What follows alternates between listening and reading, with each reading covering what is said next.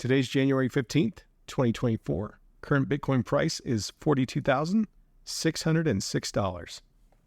Welcome to the BitBite podcast, your source for news and information about Bitcoin and the cryptocurrency space.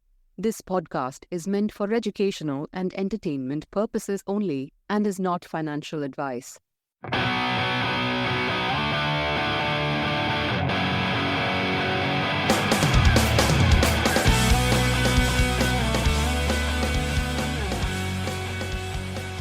Man, oh man alive. How are you, Rick?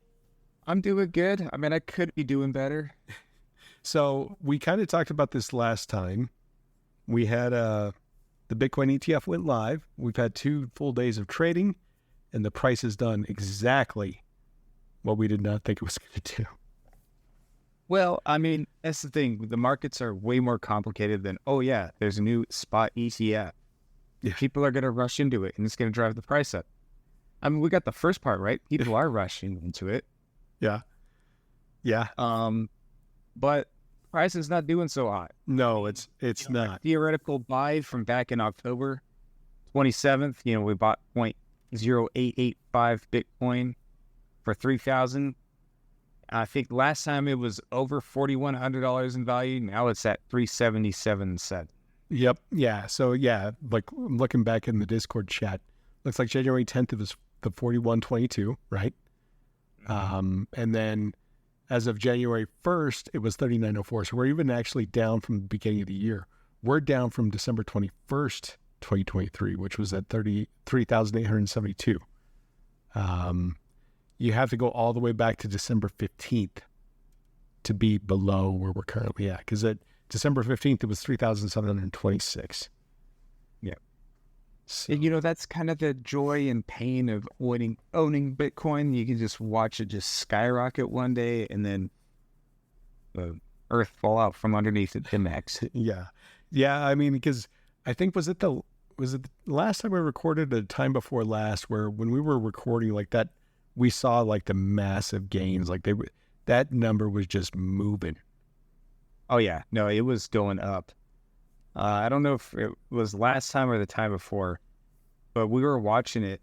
I think it was like the past 2 times. It was going up and up. Yeah. Like, I mean, from beginning of the show to the end, like I want to say it went up like $2,000 or something like that, or $1,000. And we didn't record for that long. Like our podcast episodes aren't that long, right? So, yeah, it was crazy to see. And so, of course, yeah, I mean, we're back to prices we haven't seen for 3 weeks now. It's a lot better than the beginning of 2023. Yeah, that's for sure.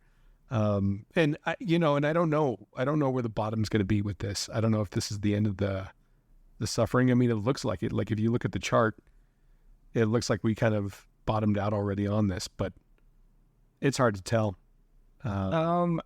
I'm not so sure about that. I think it might be going down maybe to 40.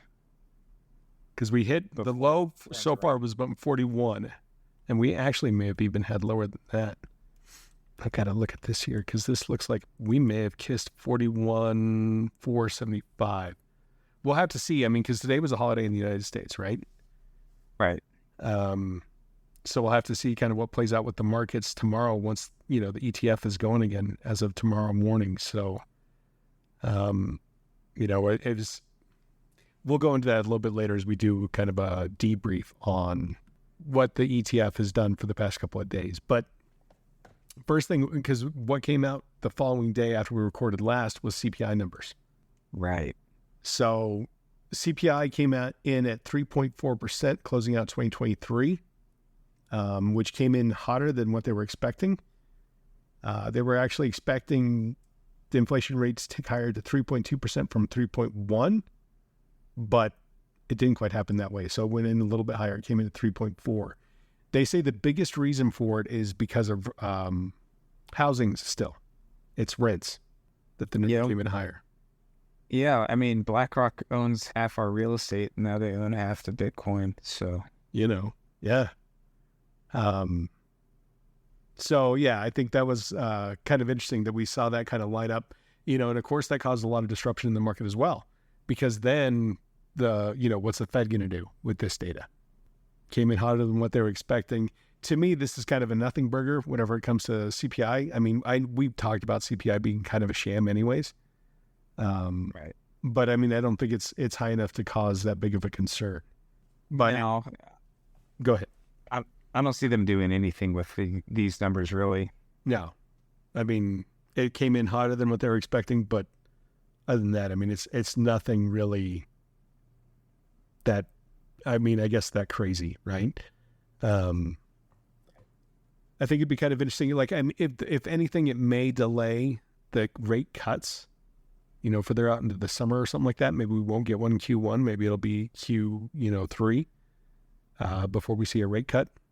But there was also something else that we were going to bring up that I gave you a chart for there, which kind of shows money supply growth from basically 1870 all the way up to current time. And we've saw something that just got kind of printed, which is pretty crazy. The money supply has actually gone negative. Yep. And that's actually very, very scary. I mean, the last time it was really negative was in the Great Depression. Yeah. Yeah. So, and that chart that I just put out, so basically just to kind of catch people up. So this is looking at M2 money supply. So M1 money supply encompasses cash, coins in circulation, as well as demand deposits in a checking account. Think of M1 as easily accessible money that can be spent at the moment's notice. M2 accounts is everything in M1 and adds in savings accounts, money market accounts, and certificate of deposits below $100,000. It's money people can still get to like relatively easy, but it's not like as easily accessible as like money in your savings or checking account, right? So it's all that kind of combined. Yeah. So this is what we're looking at with this M2 chart is basically we're seeing like depletions of people's savings, anything that they have on hand, like cash deposits, anything like that. That's all kind of like it's almost all dried up, it's sopped up. Yeah. And it just makes me think, does this happen to us when we're just having 3.4% inflation? Right. Yeah. I mean, because if you look at that, like that chart that we put in there right there, you see that big old spike from COVID, right? With the money printing. Yeah. The money printing, they were just flat out putting checks in people's bank accounts, whether they asked for it or not. So yeah, like, and when you look at that, that's where, and I'm sure that's what the Fed is looking at. Like, they're like, okay, we have depleted people's savings, and I don't know how much further we'll be able to go before that will really crater that number. I mean, there's even word on the street that they're going to talk about stimulus again. Pick on the money printers, baby. Yeah. Which we told you that they've low-key been doing that. I mean, yeah, they may not have cranked them up, but they started the engine. Yeah, and they never really, in a lot of ways, they never really stopped. They just did it offshore, right? What do you mean? With Ukraine and those types of things. Like, they were giving it in foreign aid. They weren't doing it necessarily local. Yeah, they are creating a lot of money and giving it to Ukraine. Yeah. Mm-hmm. Yeah, but that's my personal opinion anyways. But yeah, so this is kind of interesting to see. Like, we've got an election coming up, I mean, and that could be very well be like, we've talked about this before. Like, they take the stairs increasing the interest rates, but they're going to slash it whenever they cut it. Something's going to break. We're still waiting on maximum pain, I think. I think generally what we've been saying recently is correct as far as the slow increases up. When they something breaks, they're going to cut interest rates. They're probably going to start the money printers, and things will get spicy. Yeah, and for those of you that can't see this right now, like on the one chart that we're looking at right now, it shows a 0% line kind of dashed across, and it shows the money supply at the growth rate at -2%. Last time it was that, at -2%. I mean, you can look at the Great Depression, which was at -12%, which was 25% unemployment. But the last time it was in line was the 1921 Depression, which was 11% unemployment. And you were telling me something about that beforehand. Like, what was kind of the history on that 1921 Depression? Yeah, just the broad strokes, short description of it. There was a depression in 1921 that is called the Forgotten Depression, and it's not forgotten because the Great Depression was so much worse. I mean, that's part of it. But I believe it was Calvin Coolidge was the president when this happened, and he did the exact opposite of what everyone does nowadays. When the economy was going down, he cut government spending. I think they even cut taxes, and they just they had government basically tighten their belts, and everyone else did the same, and it was over so quick. It was over within a year. And the start of it actually was like if you look at the stock market crash that coincided with that, that was actually worse in percentages to what the 1929 crash was. Okay. But, and it's kind of fascinating that Javier Milei is a very, kind of libertarian-ish, well, I'd say he's definitely libertarian, but he's like somewhere between the Chicago school with Milton Friedman and the Austrian school with like von Mises. And he's doing some very similar things where he's cutting government spending, he's tightening, the fiscal belt. And we might see a fairly quick turnaround in Argentina.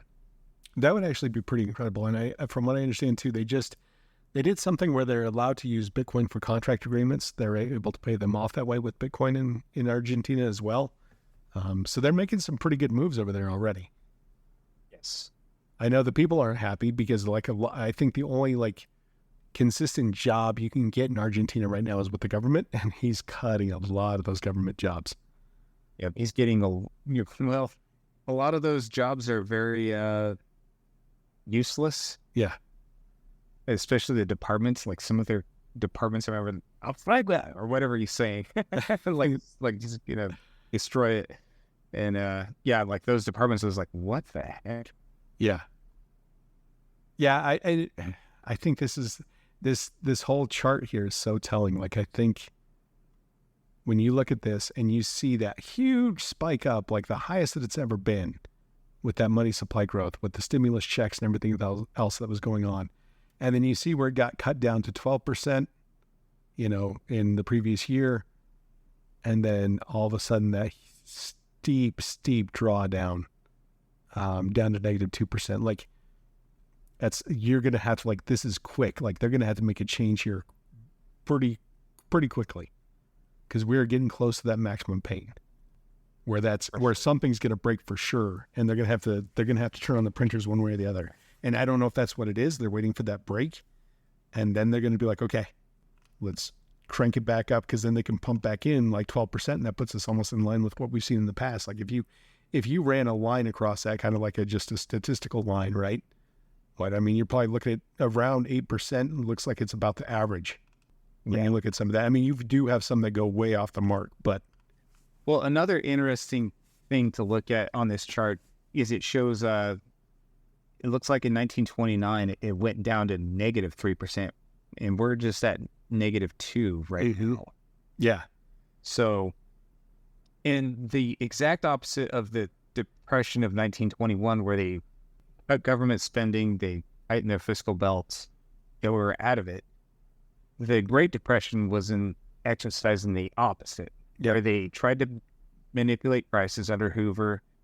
They tried to keep people paying. There was just all sorts of interventions that happened.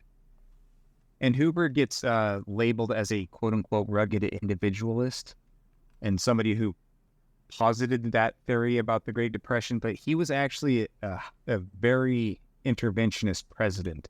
So much so that when FDR ran against him, they were calling him a socialist. And when FDR won the election in 1932, he did an about-face, and he basically took whatever Hoover was doing and put it on steroids.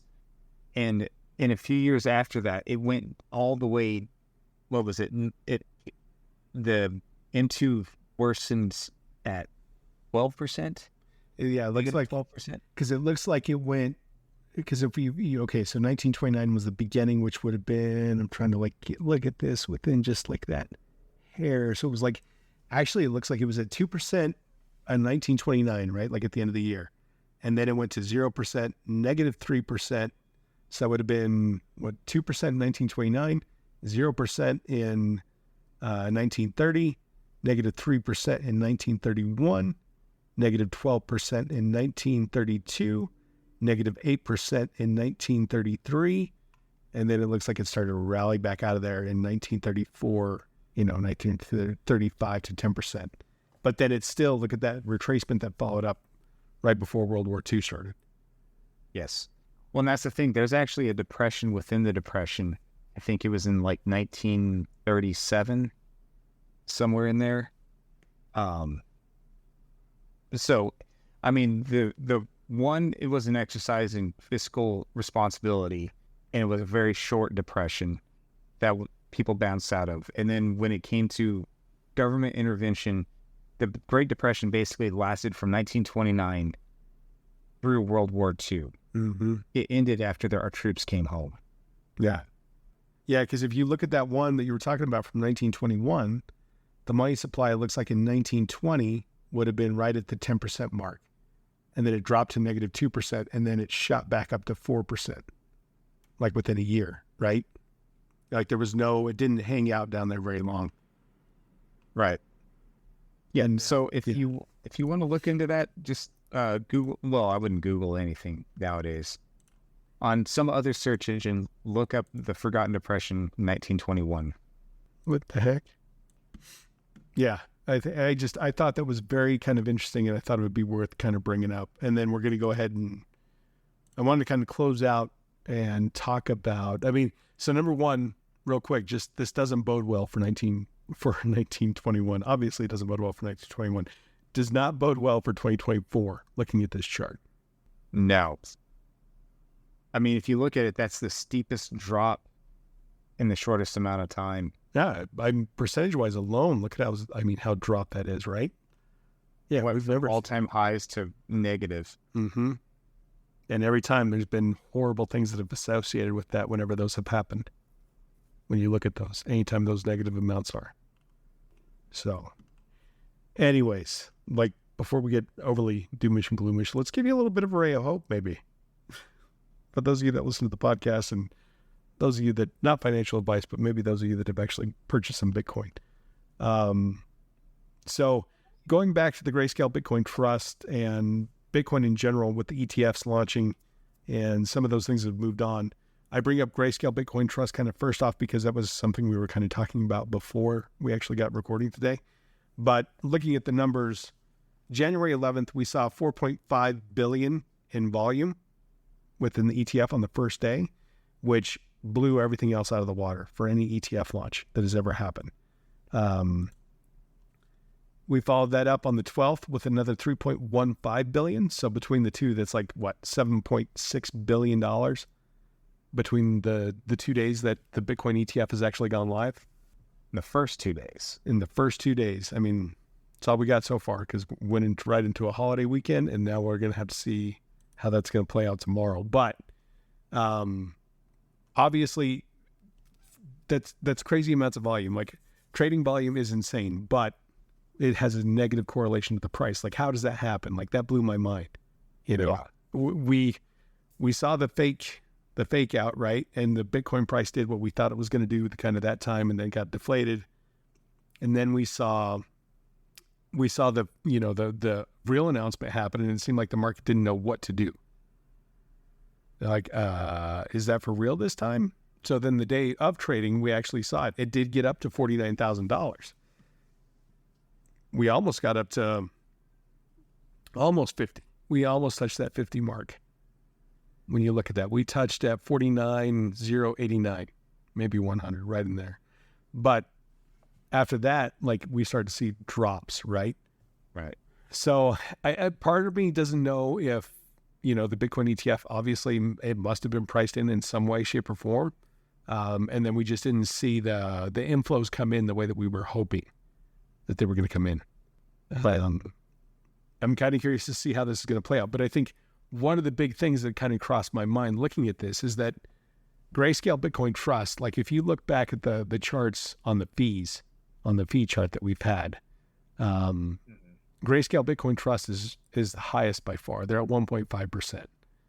You got We like spent a little bit of time looking at that because they're the only ones over 1%, yeah, and they're 1.5. they're at 1.5. I mean, now the Grayscale Bitcoin Trust has been not as the ETF, but the Grayscale Bitcoin Trust has been around for a while. It's a very large fund, and so what Give a little bit of history of that for somebody who doesn't know. Yeah, so the Grayscale Bitcoin Trust, and this started back out, and I want to say it was either 2017 or 2018. Grayscale started buying up Bitcoin like crazy, and they were locking it up in this trust. Now, you had to be an accredited investor to be able to purchase the Bitcoin within the trust, which means you have to have a lot of money already. Like, you got to be millionaire status already. Once you buy within that trust, you couldn't really do anything. It was kind of locked up. And I want to say it was a lockup period for 3 years once you're within that trust.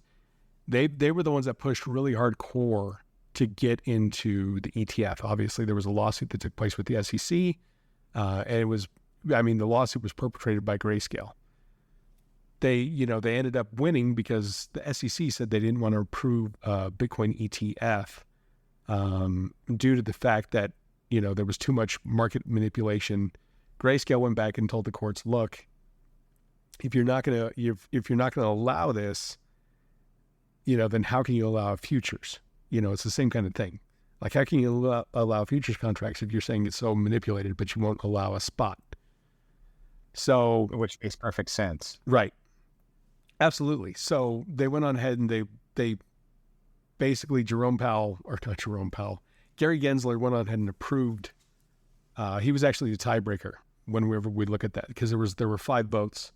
2 were for, 2 were against. Gary Gensler was the tiebreaker. He approved the ETF.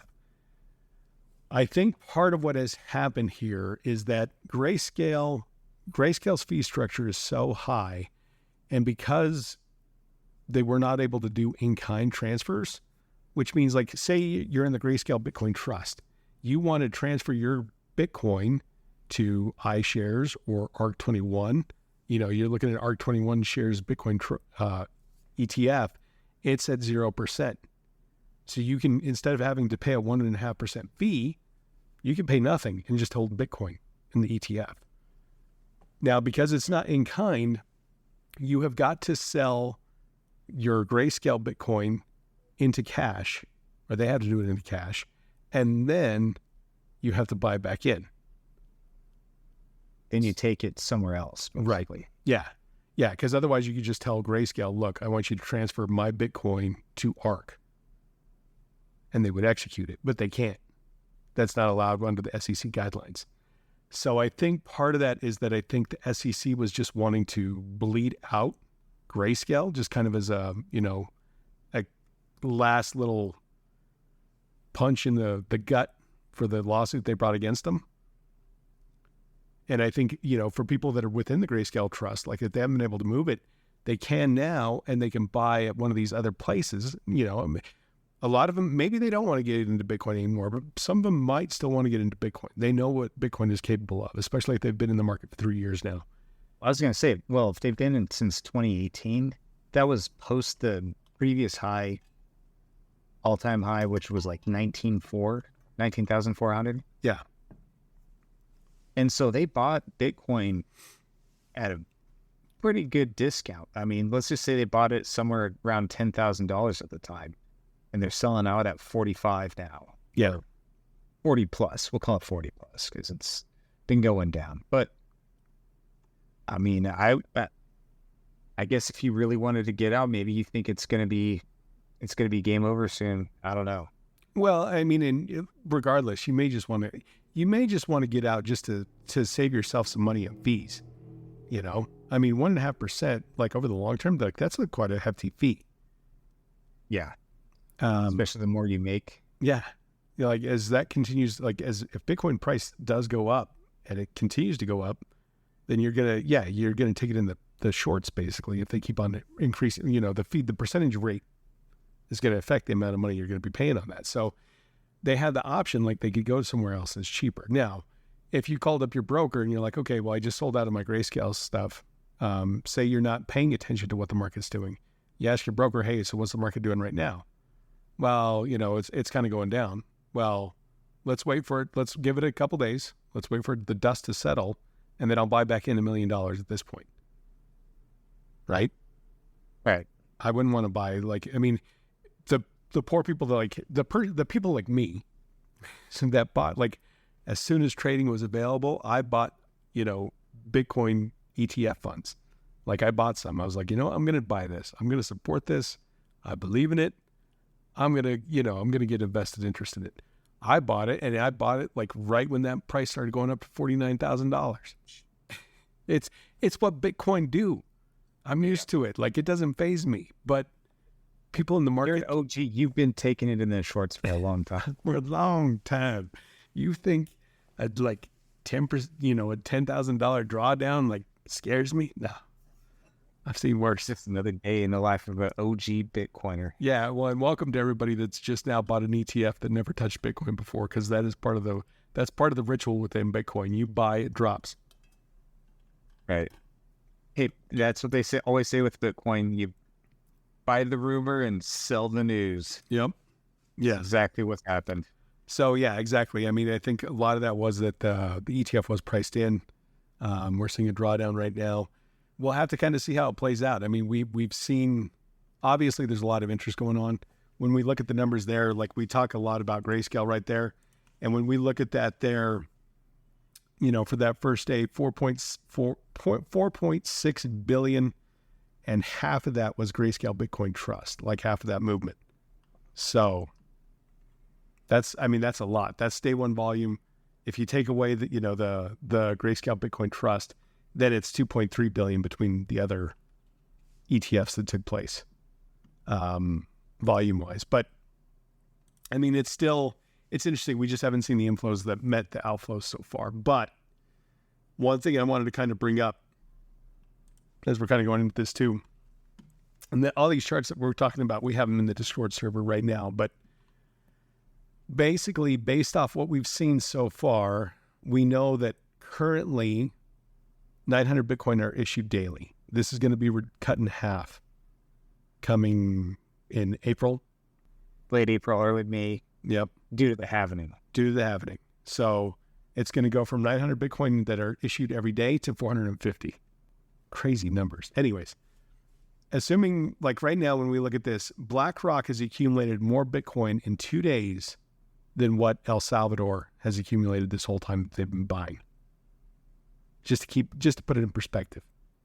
Yeah, well, they manage more capital than, their capital under management is as big as America's GDP, isn't it? Yeah, it's something like that. It's like $9 trillion assets under management or something. Maybe it's closer to half, but still.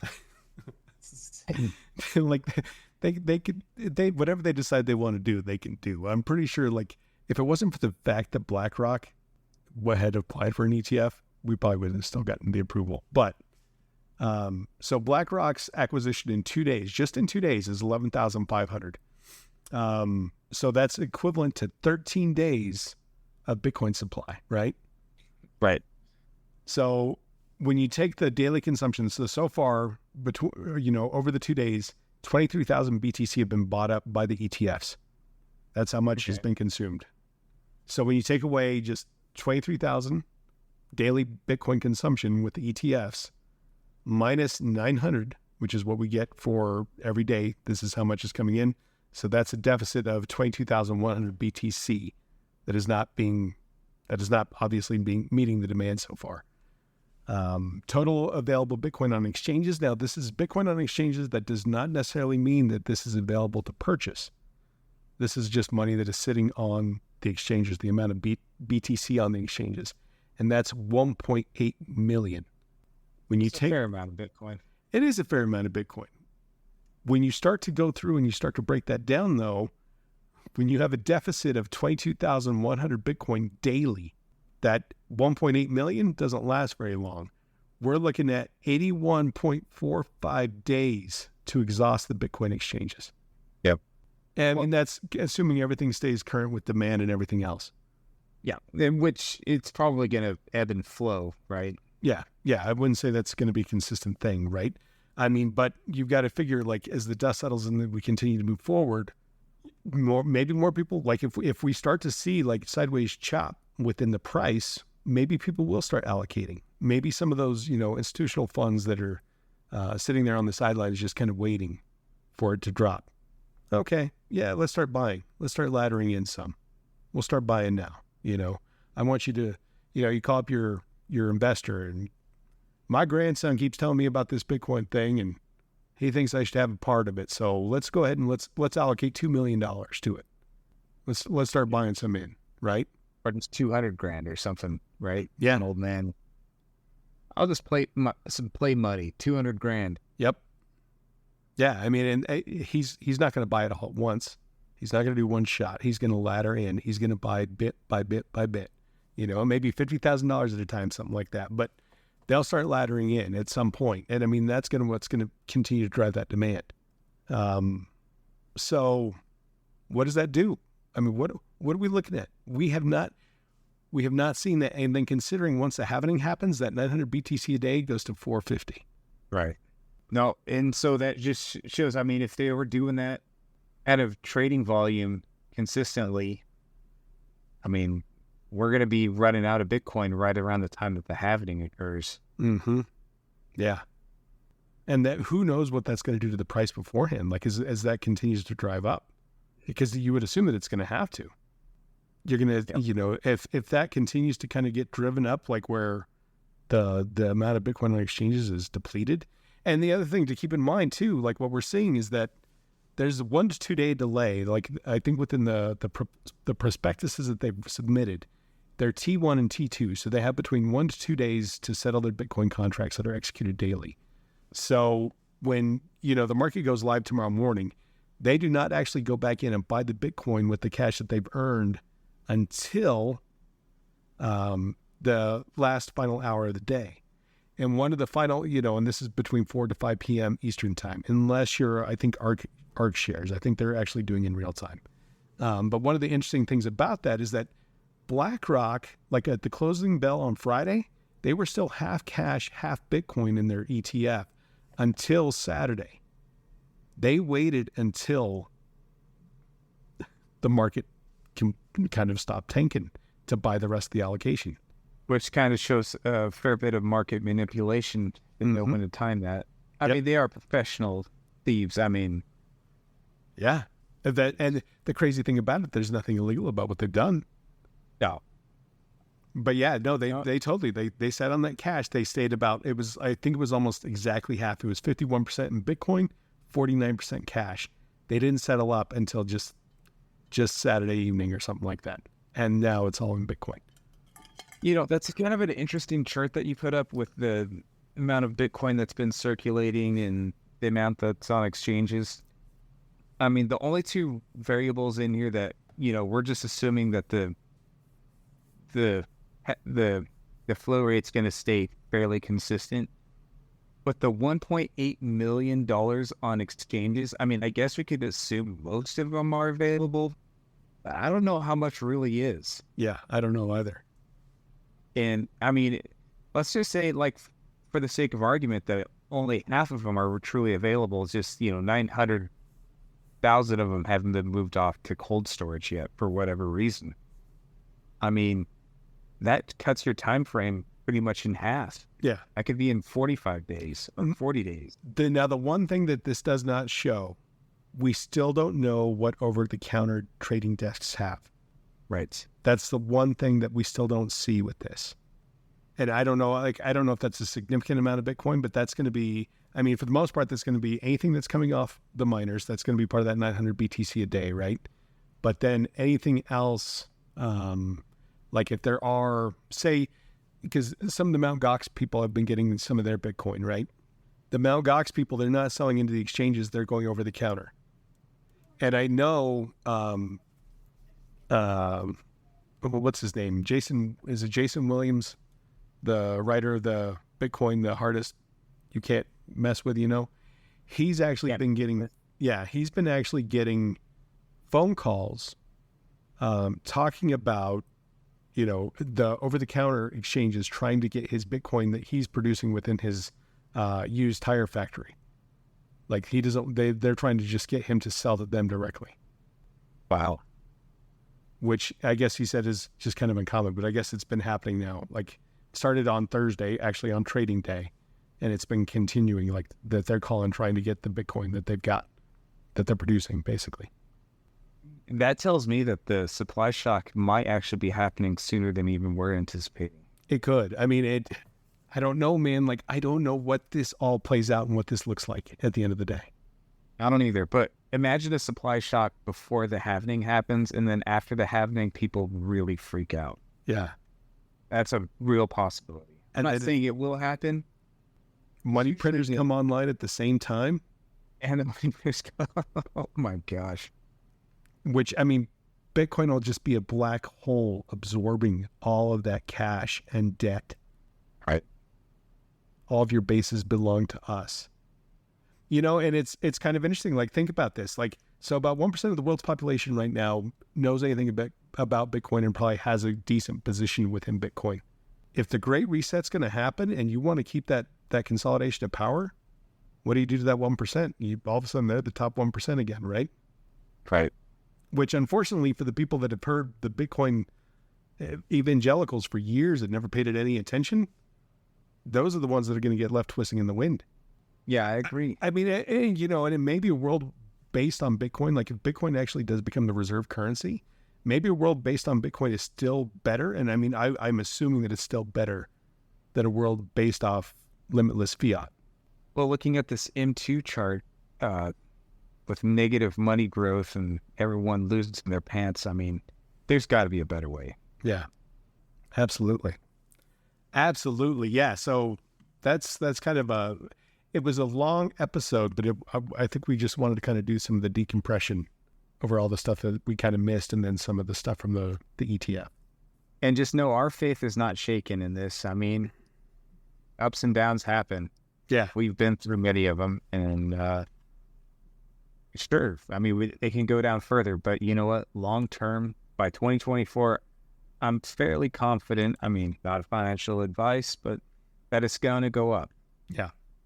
In a big way. Yeah. I mean, look, this is what is this? A dip for ants? Like, I mean, this is nothing on the Bitcoin chart. I mean, it looks big if you look at local, but like if you look over the year, like, whatever, like it's nothing. But nothing. Yeah, you know, for anybody that was hoping like they were just going to buy and they were going to get rich, Bitcoin doesn't work that way, unfortunately. Never has. Alrighty. Well, I guess we can maybe announce we're working on a Bitcoin self-custody checklist. Yes. Hans. Yes. We're working on the PDF. Actually, it's pretty much ready to go. I'm just trying to get out the landing page, and then so you can also sign up for our newsletter. We're not going to just be spamming you with, you know, selling you stuff. We're going to take a look at what's happening in the Bitcoin world and just give you our perspective and see what's happening. Yeah, we'll sell you things every once in a while, but it's mainly just there to discuss what's happening in the world of Bitcoin.